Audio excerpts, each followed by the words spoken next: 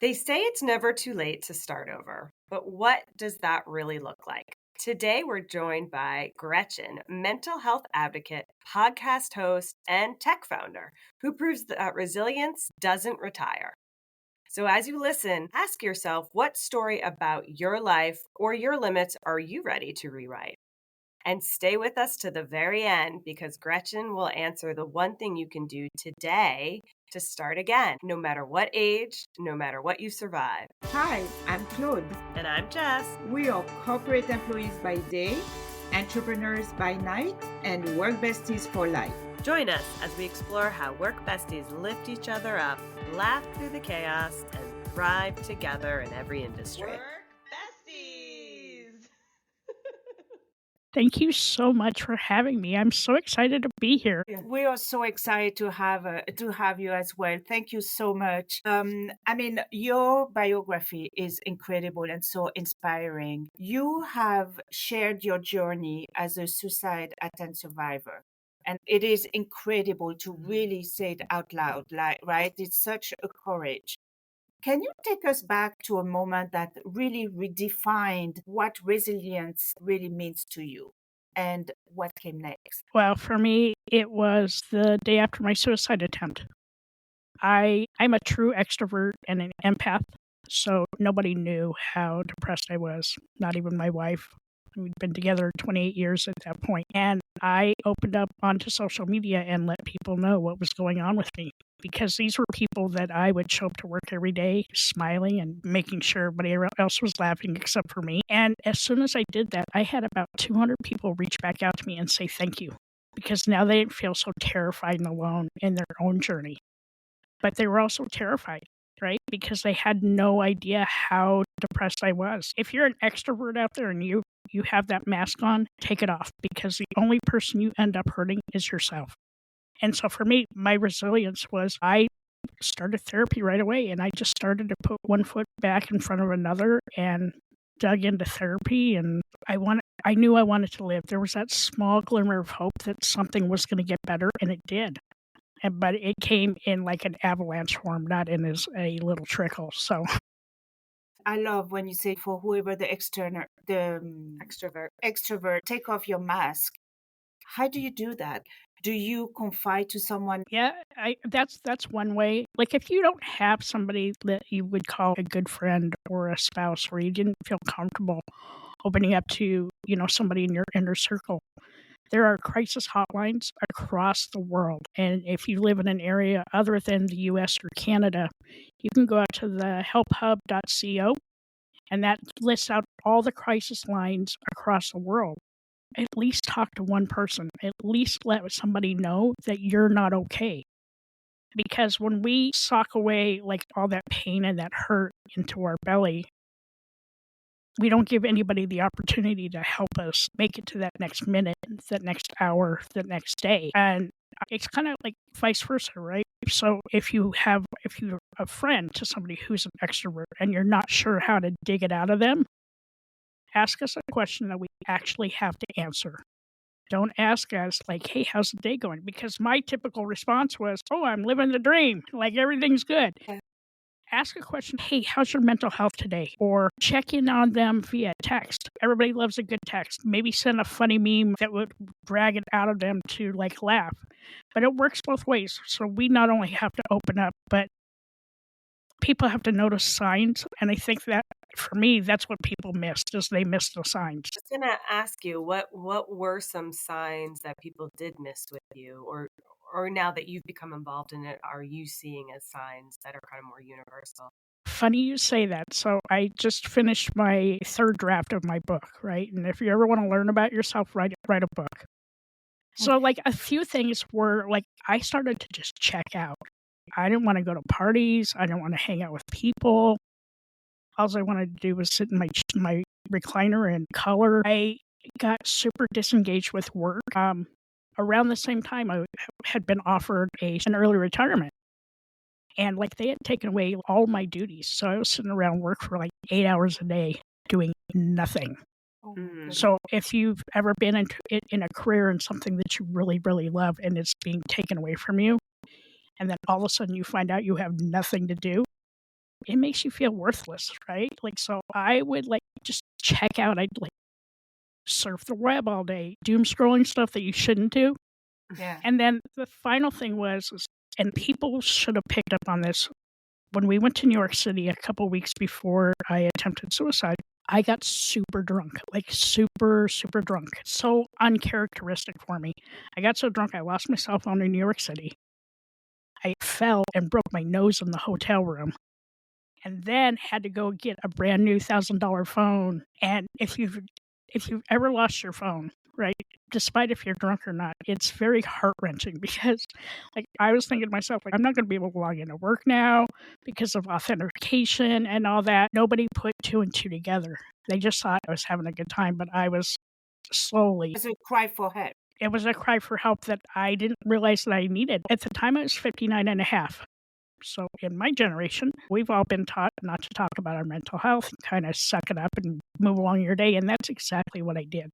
I also didn't realize what was going on inside me. I just wanted to check out. I was done because a lot had happened between September and December in 2022. It is important for us, especially with a friend or extrovert, to check and really look at their mental health because they might hide it. We are masters at it, okay? Mhm. Not a badge of honor. When you approach people, just be kind. Especially right now, the world is literally on fire. Literally. So if you're not sure what somebody else's mental health status is, just be nice. It Mhm. costs absolutely nothing to be nice. If you don't have anything nice to say, walk away because that can really hurt somebody. We always say, right? Be nice because you never know what someone is going through. It's so true. For me, I would show up to meetings and be laughing and smiling and cracking jokes and helping everybody else out. What I didn't do is I didn't take care of me. And you know how they say self-love and self-care are the buzzwords, but they are not buzzwords. If you are not taking care of yourself, there's absolutely no way you can help anybody else. Gretchen, I get being extroverted and really trying to take on that persona at work, but at home, that's kind of your place, right? So do you still do that? Were you still doing that there? To give you a little bit of context of what happened those couple of months before everything happened, my wife had shingles and she was down for 8 weeks. So if you've ever been around anybody that has shingles, you know how devastating that is. Mhm. During that time, I hit and killed a deer, and then I got catfish. Thankfully, I woke up from the depression dream long enough to make sure I didn't end up spending any money. Then we had a good friend of ours pass away unexpectedly. My father-in-law passed away 2 days before Thanksgiving.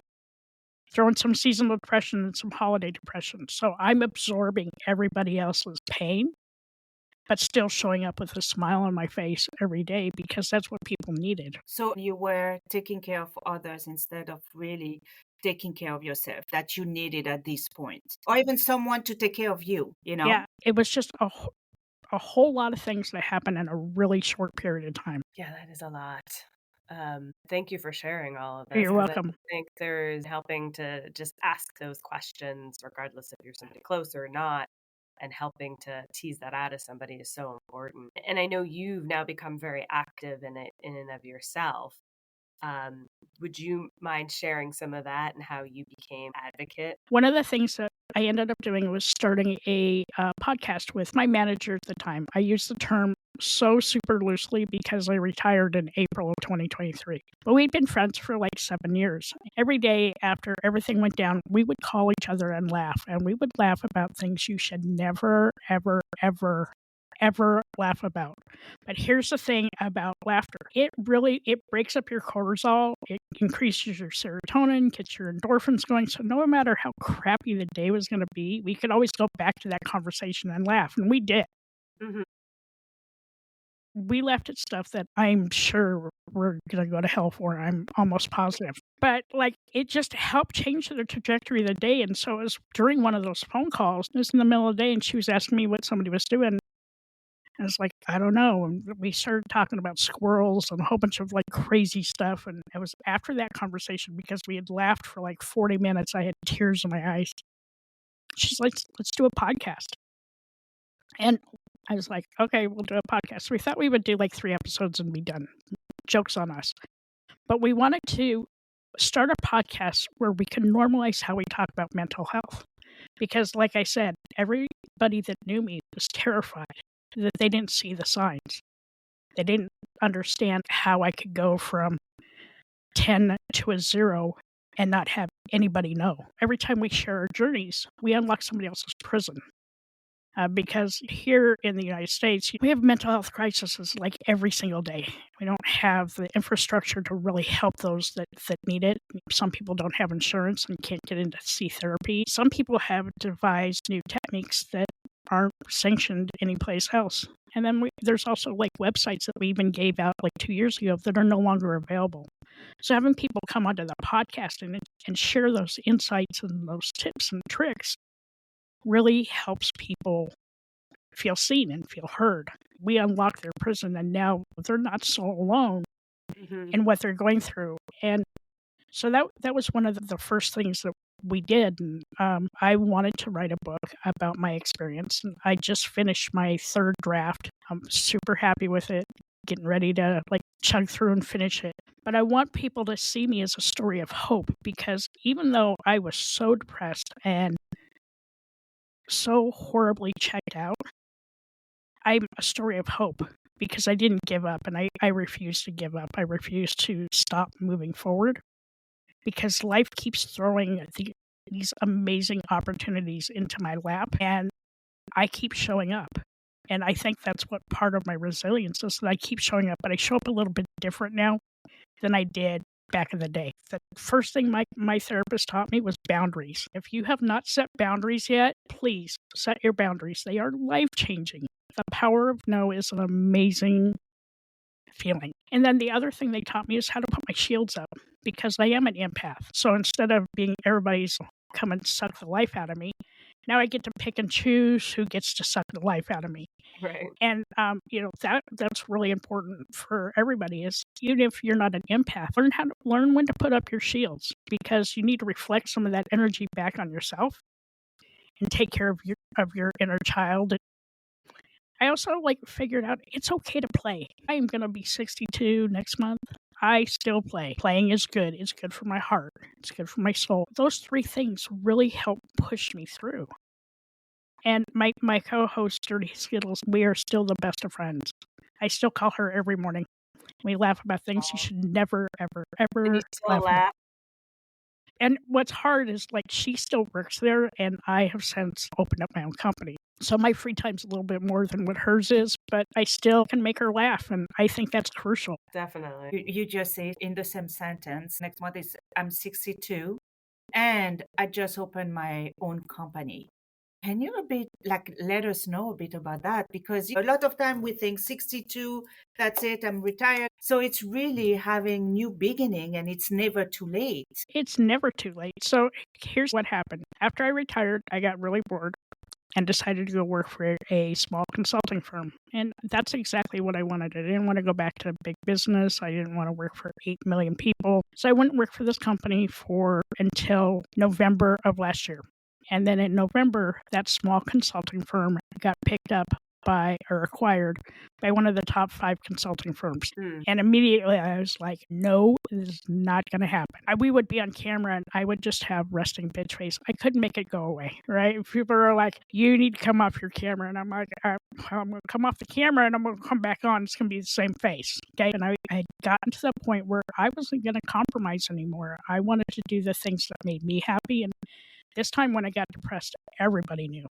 I didn't hide it. I let everybody know around me that I was checked out, and everybody rallied around me. It was an amazing feeling. We had gotten a couple of sponsors for the podcast, but this big consulting firm that was taking us over, they had an independent clause. And so what that meant is that we couldn't do business with these sponsors because that company had done audits with them. And I was like, well, this is not going to work for me, because if it was just me, I'd be like, oh, okay. But you know what? I had a co-host to think about. And then I'd had a couple of people approach me about my book, and I really wanted to finish my book. And so I was hemming and hawing about, I just want to quit. I just wanted to quit. So I didn't want to bring it up to my wife because a few other things were going on. We celebrated our 30th anniversary a couple months ago. We were trying to plan a a cool trip. So like I didn't want to broach the subject, but we're in New York City for Christmas, and we were at dinner, and she's like, "Hey, I know you really hate your job. You can quit." If you've ever felt like a weighted Come out. X-ray blanket come off your shoulders, it was the best feeling in the world. But I still wanted to work. So we're flying home on the 22nd of December. I forgot how long it takes to de-ice a plane.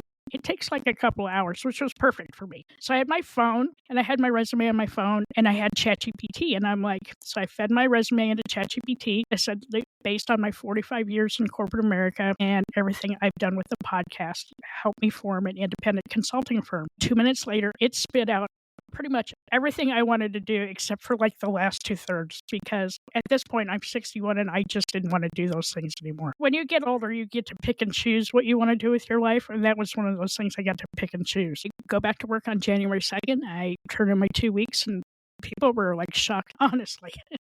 Like, do you not know? Remember my face? Remember the face? Do you not know how to read the room?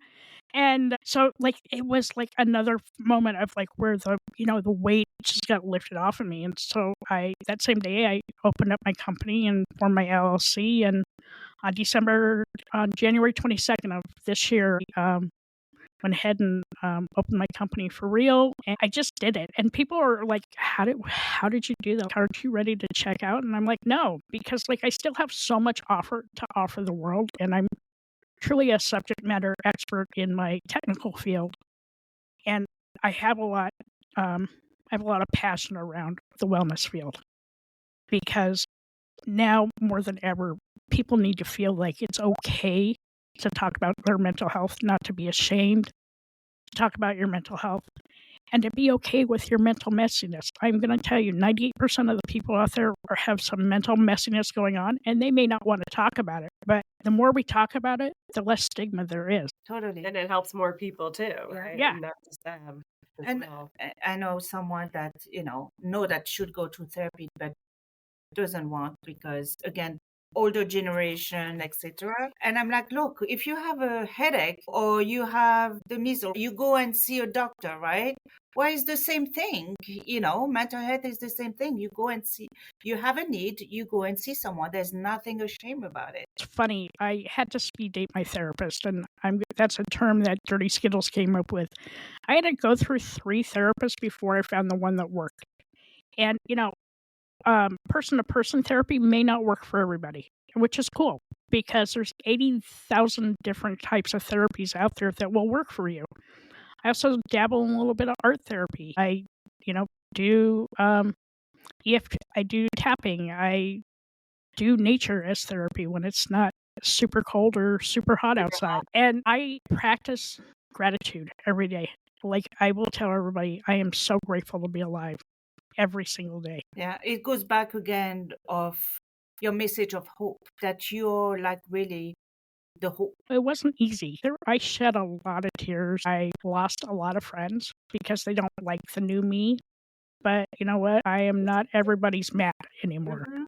Yeah, right. I am my own Matt. So if Mama's not happy, nobody's happy. Right.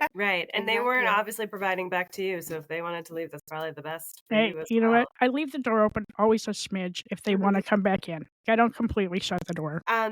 Going along the lines of the reinvention and you starting your business, which congratulations, knowing that you did do this later in life, what do you want other people, especially kind of those women that are in that same age or any adults in the same age range, to know about starting over? Just do it. Don't be afraid to start over. Don't. It's not the first time I reinvented myself. It's the biggest time I reinvented myself. Don't be afraid to do it, because you're never going to know if it's going to work out unless you try it. Mm-hmm. I did write out my pros and cons list. I had a lot more pros than I had cons. For the first time in my life, I don't have health insurance. I can't justify the cost. I'm pretty careful about walking outside, because here's what happens when you turn 60 plus, like, things don't heal like they used to. So you have to be extra careful, but be adventurous. Go find your joy. There's so many people out there in their 20s and 30s and 40s that are out there chasing the money and chasing the dream. Don't chase any of that. Go chase your happiness, because at the end of the day, that's what's going to get you excited to get up every morning. That's what's going to get you excited about working 10-hour days and not even realize that you're working 10-hour days. I do that a lot now. Find your passion. Lead with your heart, because there's so many different things you can do out there in the world today that you don't need to work for a company to do it. You can work for yourself and still find the same joy. And that's what I do. Every day I find a different joy in something I'm doing. And what do you want other people, especially women and older people, to know about starting over? Don't be afraid, because you can be a tiny bit afraid, but don't let fear hold you back. You've had all these years of doing life, living life. You've lived experiences. Lived experiences are huge, right? It's so much better than having a college degree in something. If you walk into a company and say, I've had these lived experiences, or if you create your own company based on your lived experiences, it's authentically yours. Nobody gets to steal that from you. Okay. The same thing goes for therapy. How are you know it's not going to work if you don't try? At least try, right? If it fails, it fails. But at least you tried. And that's always been my why. If it doesn't work out, I can always try again. But that's what life is about. It's like finding those things in your life that bring you joy and that service your purpose, and I don't know, makes you get up and smile in the morning. I smile more now than I have in 20 years. And my wife even said that. She said that's the happiest she's seen me in 20 years. Because I get to do this on my own. I'm not working for the man. I get to decide who I want to work with, when I want to work. Like yesterday, I took a 3-hour nap. It was perfect. I turned to the boss. I'm like, hey, can we take a 3-hour nap? And the boss said, sure. And so I did it. Sure, go ahead. But don't be afraid. Just get out there and make that list of things that you maybe have dabbled in earlier years. Go back and put some focus on that. There's so many ways to make money now. But when you're making it, you're also smiling. Because how many other times have you gone to a corporate job and you sit in your chair and you're like, God, is it 5 o'clock yet? And it's like 2 minutes after 8. Yeah, we've all been there. Yeah. Yes. Or is it Friday yet and it's only Monday? Yeah. Gretchen, you mentioned about your podcasting. It sounds like you got sponsorships from that too. So you are making some money off of that as well. Crazy thing. It's amazing. We know the challenges and hustle that it takes for podcasting. So we commend you on that. You kind of explained what inspired the podcast, but I'm curious, what's been some of the most surprising elements of having that podcast that's helped you with your healing process? Wow, what a great question. So early on in the podcast, it was just Dirty Skittles and I, and we started bringing on guests. And as we brought on those guests, we got to heal along with our guest. Most people that we had talked to up until that point had shared their story with us over a microphone, but had never shared it with anybody face to face. And so, I felt honored that they would come onto our show and talk to us about their mental health journey and things like that.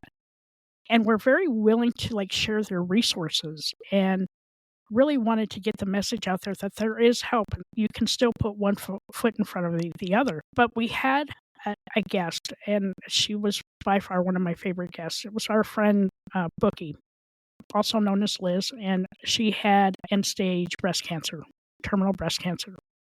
And when she came on, her episode was the most life-altering podcast I'd ever listened to, just because of her whole outlook about life. She didn't have a bucket list. She lived every moment to its fullest. She made sure that her kids and her family were taken care of. For us, we went and got our wills done and took care of all that. It was just her outlook on life. Mm-hmm. And she passed away a month after our episode aired. And it was heartbreaking, but I still refer back to that episode because of everything that she taught me. It's touching. That's amazing. Wow. That's heavy. I mean, yeah, it's heavy, but it's kind of uplifting at the same time, too. It's heavy. And we do talk about a lot of heavy topic on the podcast. We record one Saturday a month, and we record 5 to 8 episodes one Saturday a month. And because I'm in charge of the calendar, I get to make sure that it's not a bunch of heavy topics all on one Saturday, because we have to go take care of our own mental health. Yeah. Right. it's super therapeutic for both of us. We call it our free therapy. And, we always inject some type of laughter into our episodes, even though we talk about some really heavy topics. Because once again, we go back to laughter. Laughter is a natural healer. And it just really breaks up, that hard stuff and, makes it feel real. And for our listener, can you share the name of your podcast? I sure can. So the name of our podcast is Shit That Goes On in Our Heads. And when you look it up, it's got an exclamation point for the I because apparently shit is still a bad word. Don't understand why. Still trying to figure that out. And we are on every platform out there. And how often does it drop? So right now we are dropping one episode a week on Tuesdays. Starting mid-July, we are going to drop 2 episodes a week. That's a lot. We have a huge backlog, and I feel bad for our guests. And the other thing with us is we're fully booked with guests until June of 2026. Congratulations. It's insane. Yeah. That is crazy. That's amazing, though. That's a Congratulations. good sign then that It's you'll continue to share those stories. My little nuggets, the little nuggets that are out there. But for me, it's not work. It's my passion project. And, my wife would always say to me, she's like, I've never seen you work so hard on something you don't get paid for. Mm-hmm. Well, joke's on her because we now do get paid. But, it has nothing to do with the money because the mission was never around making money for us. It's about sharing these stories and these journeys and helping the world heal. Why do you believe that storytelling is so therapeutic for the mental health recovery? I think that people, even with when I was, sitting up waiting to take my life, is that we feel so alone and terrified, and sometimes we don't know how to open up. For me, I didn't know how to. I couldn't find my voice and I couldn't find my footing because I didn't understand what was going on inside of my head. By us sharing our stories, one little thing that we say may unlock something in somebody else's head, being like, this is exactly how I'm feeling. And I can see how they were able to get from point A to point B. Maybe since it worked for them, it'll work for me. We have listeners from all over the world. And in some cases, they may not know how to reach out to a crisis hotline. So we want to make sure that people have those resources. They may not have a close friend that lives not nearby. So they don't know who to open up to. That's why you can contact a crisis line because with the 988 crisis line here in the US and Canada, it's not just for suicide ideation. It's for any type of crisis.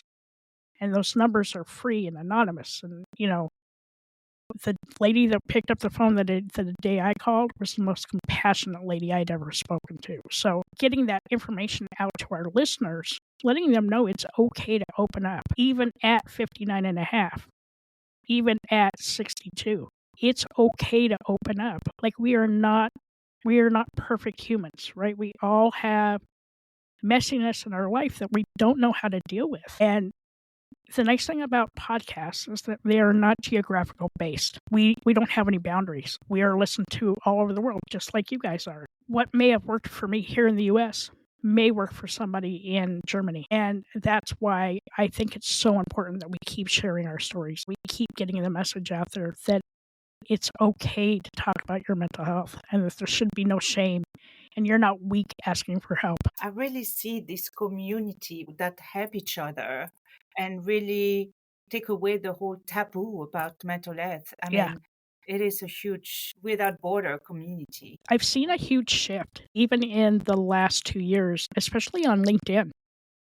Companies are really starting to tune in. And if you ever wonder why you're not making your bottom line, I don't know, maybe check in on your employees and make sure that their mental health is okay. They are a key factor to you being successful. And that's probably one that most companies are not even thinking of at all. Not now, but that's part of my company's mission is to give them resources that can help them think about that. A lot of companies starts to see that and starts to give resources like women's resources, mental health resources, even sometimes having some classes during the day about burnout, stress, and etc. It's starting. Still a lot of improvement are needed, but I think that especially since COVID, it really triggered the whole message of mental health. 100%. I will tell you that during COVID, I felt like I was in prison. As an extrovert, I couldn't talk to people, I couldn't touch people, I couldn't go outside. For me, I still had a job to go to every day and had things to do, but I can't imagine somebody that was, stuck at home with somebody that they didn't really love or were in an abusive situation and how that really affected their mental health. And thankfully now people are getting super in tune with their own feelings and opening up about it and not feeling shame, especially men. It's okay to ask for help. There is absolutely zero shame. And if people are shaming you, then shame on them. You know what? Maybe turn around and look at the mirror. And I think it's on the contrary, it's a strength, right? To be able to open up. You really need to be strong to be able to do that. And you have to be super vulnerable. I hope my voice and my story helps somebody make it through the next day or the next week or the next month. It's never too late to start over. There's no shame in asking for help. And find your joy. That's what I do. Every morning I start with a 20-minute funny video. It's cats and goats lately. I don't know what's wrong with me. Maybe a few raccoons thrown in there. But I end that with what I'm grateful for. And I've done that every day since January 20th. And it's really helped my mental health. Yeah. I get up and do affirmations, but I feel like that's still in my mind what keeps me from sanity. But maybe I'll switch it up with some cat and goat video. Maybe throw in a few baby raccoon videos because, they're cute and funny. So they are cute. They look like little burglars. They are. They're little hamburglers. I feel like your little synopsis right there was almost like the ending to a podcast right there. That was fantastic. I do think those are 3 mantras that everybody should be thinking about every day and incorporating into their life for sure. So what's one belief about mental health, age, or resilience you wish more people would challenge? It's never too late to start over. Not at all. You can start small, right? Maybe don't just up and quit your job, but start small. Start thinking about those things that you did back in your 20s and 30s that made you happy and figure out ways that you can take that and turn it into a passion project. Go from that passion project and think about how you can help somebody with their mental health struggles. Part of that is being kind. You have no idea what a kind statement is to somebody who's really struggling. Even the same thing with a text, just send them a funny text if you can get them out of their head. But make sure that you're sincere in what your intentions are and know that you are loved and you are wanted and needed in this world. And that no matter how hard things are today, they may not be as hard tomorrow. That's so beautiful. And I agree, just sending a little heart text saying, I know I'm here for you, You don't have to respond, but if you need me, I'm here. Yes. Just from time to time, little hearts. There's a great Simon Sinek video on YouTube. It's called 8 Minutes. Oh, yes. And it is one of my favorite clips ever. If you ever get reached out to by somebody who is depressed, give them that 8 minutes. But when you listen with your ears and not with your mouth, because a lot of times what we need is just somebody to listen to us and maybe not give us any verbal help, because sometimes those words are even more hurtful than the thoughts that are already going on in our heads. I love about that 8 minute where one of his friends reached out and he didn't understand that they needed their help, and now they have this code. I need 8 minutes. That means help. I need you to call me. And that's such a crucial thing. And be fortunate that when people do reach out to you and say, I need 8 minutes, give them those 8 minutes. Yeah. You could save a life. Right. And be appreciative that they thought of you to call for that too. Yeah, for sure. Something special about that bond and the trust and ability to be vulnerable. So Gretchen, this has been some really amazing content that you shared with us. I do have one final question for you. What's that one thing someone can do today to start rewriting their story no matter how old they are or even what they've survived or where they are in their life. Just start and never give up. You are the owner of your own reality.